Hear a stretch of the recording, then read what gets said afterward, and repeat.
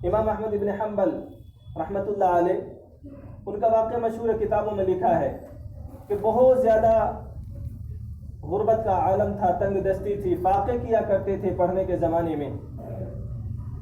دیکھا کہ اب گزارا تو کرنا ہے، جہاں گھوڑے سواری پہ سامان لادا جاتا تھا وہاں جایا کرتے تھے، سامان لادتے تھے، اس سے جو اجرت ملتی تھی اس سے اپنا پیٹ بھرا کرتے تھے۔ ان کے دوست نے کسی نے کہا کہ میں آپ کا خرچ اٹھا لیا کروں، کہا کہ نہیں، میں بوجھ نہیں بنوں گا۔ جب علماء اس درجے کے ہوں کہ وہ خودداری دکھائے کہ نہیں آپ کے اوپر بوجھ نہیں بنوں گا، پھر اللہ تبارک و تعالیٰ راستے بھی نکال دیتا ہے۔ تو ان کے ساتھی نے ان سے کہا کہ اچھا مجھے ایک کتاب کا املا کرانا، آپ املا کر دیجیے، میں آپ کو اجرت دے دوں۔ کہا یہ ٹھیک ہے۔ انہوں نے ان کی کتاب کا املا کر دیا، ان سے جو اجرت ملی اس سے انہوں نے اپنا پیٹ بھر لیا۔ یہ گزارا۔ اس کے علاوہ پڑھا کرتے تھے قرآن و حدیث سیکھ کر۔ پھر یہ کیا بنے؟ آج تو تنگ دستی کا عالم تھا، پھر کیا بنے؟ اندلس سے ایک طالب علم سفر کر کے بغداد پہنچا ہے ان سے علم حاصل کرنے کے لیے، امام احمد ابن حنبل کے پاس۔ اندلس اسپین، اور وہاں سے دریا کا سفر تھا کئی روز کا، بلکہ مہینوں کا۔ وہ طالب علم کہتے ہیں کہ میں نے سنا کہ امام احمد ابن حنبل بغداد میں رہتے ہیں اور مجھے یہ خواہش تھی کہ میں ان کے پاس جاؤں اور علم حاصل کروں، تاکہ وہ امام المسلمین تھے۔ کہا کہ میں نے اپنے سامان باندھا، اپنی گٹری لی اور سر پر اٹھائی اور میں ایک کشتی پر سوار ہو گیا۔ کا جو ملاح تھا وہ راستہ بھول گیا۔ اب ہم دریا میں پانی میں چل رہے ہیں، اب یہ نہیں پتا کہ کب ہم کنارے پر لگیں گے، اور اس کی موجیں اٹھتی تھی، کئی فٹ اوپر اٹھ جایا کرتی تھی، تاکہ یہ خیال ہونے لگا کہ اب ہم کبھی خشکی شاید دیکھ نہیں پائیں گے، کہ ہماری قبر اسی سمندر کے اندر بن جائے گی۔ کہ اللہ سے دعا کر کے جو تو کر کے کہ ہم کنارے پر لگے۔ کنارے پر پہنچ کر کے میں کسی سے پوچھا، اتنے تھک گئے تھے، کہ کسی سے پوچھا کہ یہ بتاؤ کہ بغداد کا ہے؟ کسی نے کہا کہ یہاں سے 600-700 میل دور ہے۔ 600-700 میل۔ کہا کہ میں نے اپنی گاڑی اٹھائی کہ مجھے 600-700 میل پیدل سفر کرنا ہے۔ کہا جب بغداد کے پاس پہنچے، کہا میں اتنا تھک چکا تھا کہ میں ایک پیڑ کے نیچے لیٹا ہوں اور لیٹتے نیند آ گئی، اور جیسے آنکھ کھلی میں نے اپنی گٹری سر پر اٹھائی، اور جیسے بغداد میں داخل ہونے سے پہلے ایک صاحب سے ملاقات ہو گئی۔ کہا کہ بھائی بغداد شہر جانا ہے۔ کہا کہ بس آپ پہنچنے والے، یہ بغداد ہی ہے۔ کہا کہ امام احمد بن حنبل سے علم سیکھنا ہے۔ کہا یہ خواہش پوری نہیں ہو سکتی۔ کہا ان کو تو وقت کا جو بادشاہ ہے ان سے کوئی ناراضگی ہے، انہوں نے ان کو نظر بند کر دیا ہے۔ کہا ان سے کسی سے ملنے کی اجازت نہیں ہے۔ کہا کہ دل پر بجلی سی گری۔ کہا اتنا لمبا سفر کیا ہے صرف علم حدیث سیکھنے کے لیے، کہا کہ وہ بھی میں نے سیکھ نہیں پاؤں گا۔ کہا لیکن چلو، کہا داخل تو ہوں بغداد میں، پہنچے تو صحیح، کوئی تو حدیث سنانے والا مل ہی جائے گا۔ بغداد کے اندر آئے، سرائے میں ایک کمرہ کرائے پر لیا، اس میں سوچ رہے تھے کہ کیا کروں۔ کسی سے معلوم کیا کہ اچھے بتاؤ کہ درس حدیث کہاں ہوتا ہے؟ کہا کہ جامع مسجد میں، بغداد کی جامع مسجد میں درس حدیث ہوتا ہے۔ وہاں پہنچ گئے۔ وہ یحییٰ ابن معین حدیث کا درس دیا کرتے تھے۔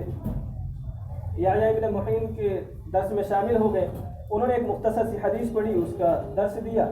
اس کے بعد سوال، کھڑے ہو کر کے سوال کرنے کا ایک نظام تھا کہ جس کو جو پوچھنا ہے وہ کھڑے ہو کر کے سوال کر لو۔ تو ایک نے پوچھا تو یہ طالب علم کہتا ہے کہ میں بھی کھڑا ہو گیا، اور میں نے بھی پوچھا کہ ہشام بن عمار کے بارے میں آپ کیا کہتے ہیں؟ انہوں نے کہا کہ وہ چادر والے۔ کہاں وہ چادر والے؟ کہا کہ وہ اتنے ثقہ راوی ہیں کہ اگر ان کی چادر کے نیچے کبریائی بھی آ جائے تب بھی آپ ان سے حدیث نقل کر سکتے ہیں، ذرہ برابر بھی کوئی شک نہیں کیا جا سکتا۔ اور انہوں نے کہا کہ ٹھیک ہے، میں دوسرے سوال پوچھنا چاہتا ہوں۔ تو دوسروں نے کہا کہ بھائی نیچے بیٹھ جاؤ، ایک وقت میں ایک ہی سوال کر سکتا ہے ایک آدمی، دوسرا نہیں کر سکتا۔ کہا ہمارا نمبر کب آئے گا؟ کہا کہ نہیں، میں اتنا لمبا سفر کر کے آیا ہوں، تاکہ میں صرف اس لیے تو نہیں آیا تھا کہ میں صرف یہی پوچھوں۔ کہا میرا اصل سوال تو کچھ اور تھا، مجھے پتہ نہیں تھا اس مجلس کے آداب کیا ہے۔ کہا اس لیے میں چاہتا ہوں کہ ایک سوال کی اجازت مل جائے۔ کہا لوگوں نے میرا چہرہ دیکھ کر کے اور میرے سفر کے آثار دیکھ کر کے مجھے اجازت دے دی۔ کہا میں نے پوچھا کہ امام احمد ابن حنبل کے بارے میں آپ کیا کہتے ہیں؟ کہا پورے کے پورے سناٹا چھا گیا پورے مجمع پر۔ کہا ان کے بارے میں سوال کیا جن کو بادشاہ نے نظر بند کر دیا، کوئی ان سے مل نہیں سکتا، وہ کسی سے مل نہیں سکتے ہیں، اور یہ ان کے بارے میں سوال کر رہے ہیں۔ یحییٰ ابن معین نے سر جھکا لیا جب سوال کیا، اور جب پھر تھوڑی دیر کے بعد سر اٹھا کر کے کہا کہ وہ امام المسلمین ہے۔ کہا کہ بس یہ لفظ سننا تھا، دل کے اندر اور زیادہ تڑپ پیدا ہو گئی۔ کعب یہ سوچ رہا تھا کہ ان سے علم کیسے سیکھوں، کون سا راستہ نکالوں. اور معلوم ہے ان طالب علم کی جو انہوں نے اتنا لمبا سفر کیا ہے، کیا عمر ہے؟ صرف 20 سال. اللہ کے نبی صلی اللہ تعالیٰ علیہ وسلم کی حدیث سیکھنے کے لیے کیا کیا کوششیں کر رہے ہیں. 20 سال کی عمر میں آج کل نوجوان 20 سال کی عمر میں کیا سوچتا ہے، میں اور آپ اپنے گریبان میں جھانک کر کے دیکھیں ہمارے نوجوان 20 سال کی عمر میں ذہن چلتا کہاں ہے. وہ اللہ کے نبی صلی اللہ تعالیٰ علیہ وسلم کی حدیث سیکھنے کے لیے نکلا ہے 20 سال کی عمر میں، اور سوچ رہا ہے کہ کیسے علم سیکھوں، کیسے علم سیکھوں. تاکہ صبح ہوتے ہوتے میرے دل و دماغ میں بات کا بہت ساری چیزیں ذہن میں آئی کہ ایسے سیکھوں ایسے سیکھوں، لیکن ساتھ میں یہ ذہن میں آتا تھا کہ اگر بادشاہ نے دیکھ لیا تو مجھے بھی کوڑے پڑیں گے اور امام صاحب کو اور زیادہ سختی میں رکھا جائے گا. تاکہ میں نے صبح ہوتے ہوتے ایک اپنے گھٹنے پر پٹی باندھی، ایک ہاتھ میں ڈنڈا لیا، ایک ہاتھ میں کشکول لے لیا، تاکہ میں نے اجرکم علی اللہ کہنا شروع کر دیا. پہلے جو بھیک مانگتے تھے وہ اجرکم علی اللہ کہا کرتے تھے، یعنی تمہارا بدلہ اللہ دے گا اس کا جو تم دیں گے. وہ بھیک نہیں مانگتے تھے آج کے زمانے کی طرح. تاکہ میں نکل کر کے چل دیا، کہا ایک دروازے سے دوسرے پر، کہا دوپہر کے وقت میں حضرت امام صاحب کے دروازے پر پہنچا. کہا اس وقت لوگوں کی آمد و رفت کم تھی اس لیے ایسے وقت میں پہنچا ہوں. کہا کہ میں نے ایسی طرف کے ساتھ بولا اجرکم علی اللہ کہ امام صاحب خود آئے باہر. دروازہ کھولا تاکہ وہ سکہ ڈالنے والے تھے. میں نے کہا کہ میں سکوں کا بھکاری نہیں ہوں، میں تو علم حدیث کا بھکاری ہوں، تاکہ مجھے آپ علم حدیث سنا دیجیے. امام صاحب نے کہا کہ میرے اوپر تو پابندی ہے، میں تو نہیں سکھا سکتا ہوں، تاکہ میں روزانہ ایسے ہی آیا کروں گا، تاکہ اگر کوئی دیکھے تو سکہ ڈال دیا کرنا، کوئی نہ دیکھے تو مجھے 2-4 حدیث سنا دیا کرنا، میں زبان یاد کر لوں.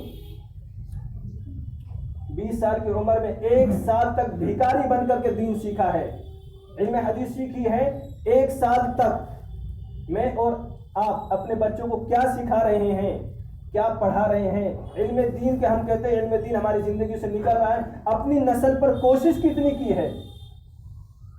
1 سال کے بعد جو بادشاہ وقت تھا اس کا انتقال ہو گیا. دوسرا بادشاہ آیا، وہ امام صاحب سے محبت رکھتا تھا، اس نے امام صاحب کو بحال کر دیا اور درس دینے کے لیے اجازت دے دی مسجد کے اندر.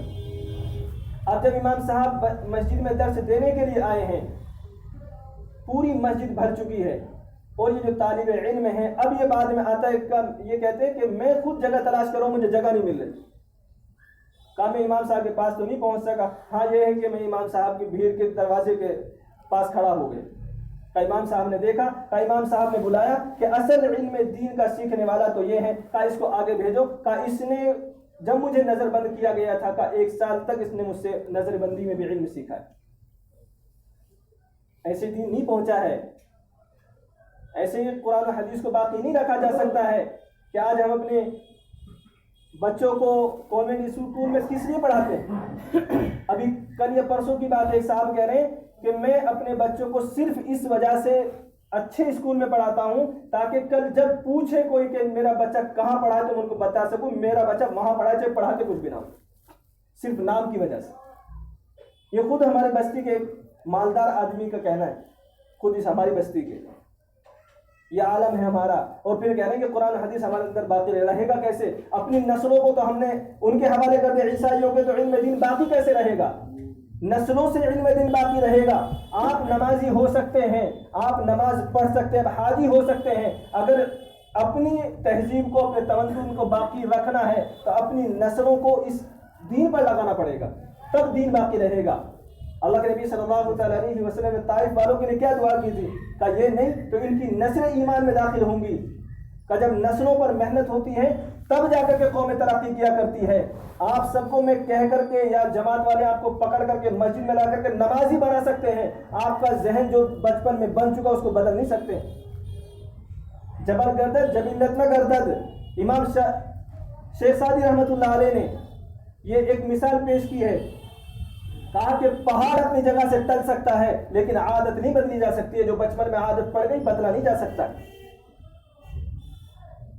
قرآن حدیث پہ کچھ لگا نہیں ہے، اس لیے قرآن حدیث ہماری زندگی سے نکل جائے تو اس کا فرق بھی نہیں پڑتا. اپنی نسلوں کو اس کے اوپر لگائیں گے تب علم دین باقی رہے گا، تب آگے آنے والی قوم ہماری مسلمان باقی ہوگی. نہیں تو آج عقائد بھی لوگوں کے ٹھیک نہیں ہیں، عقائد بھی لوگوں کے ٹھیک نہیں ہیں.